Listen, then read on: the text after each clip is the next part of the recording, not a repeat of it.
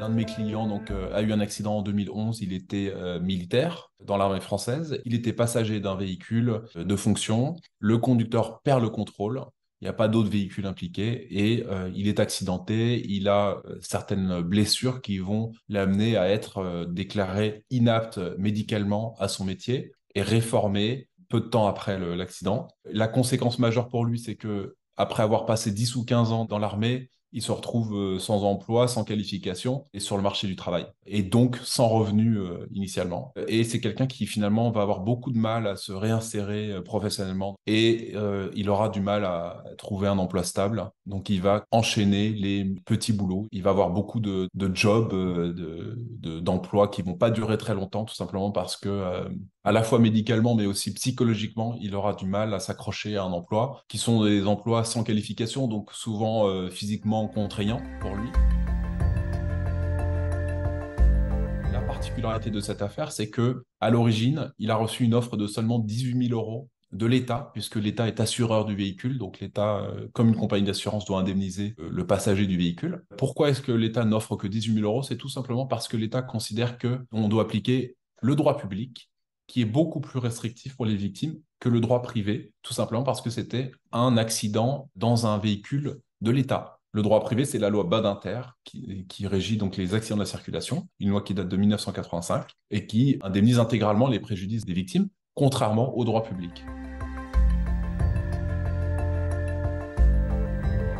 Alors, cette position, lui, il ne va pas l'accepter, évidemment. 18 000 euros pour l'accident dont il a été victime, c'est rien du tout. Donc, il vient me consulter, après avoir consulté notamment d'autres avocats. Et puis, on va attaquer l'État devant un tribunal de grande instance, dans un cadre privé, puisqu'on peut appliquer la loi Badinter. En tout cas, c'est ce que je considère. Et la jurisprudence de la Cour de cassation allait dans ce sens-là. Donc, a priori, on devait pouvoir obtenir gain de cause. Et on obtient gain de cause.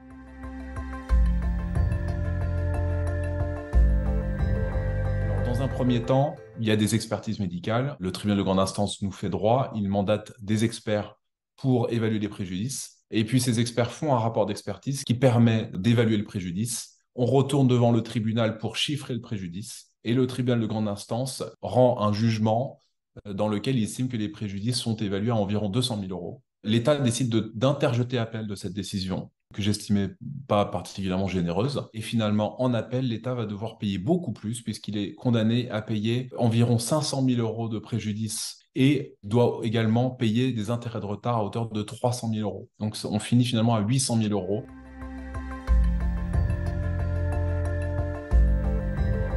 Sur cette indemnisation, l'essentiel reste le préjudice professionnel, puisque la Cour d'appel de Paris rend un arrêt dans lequel elle estime que le préjudice professionnel est indemnisé intégralement.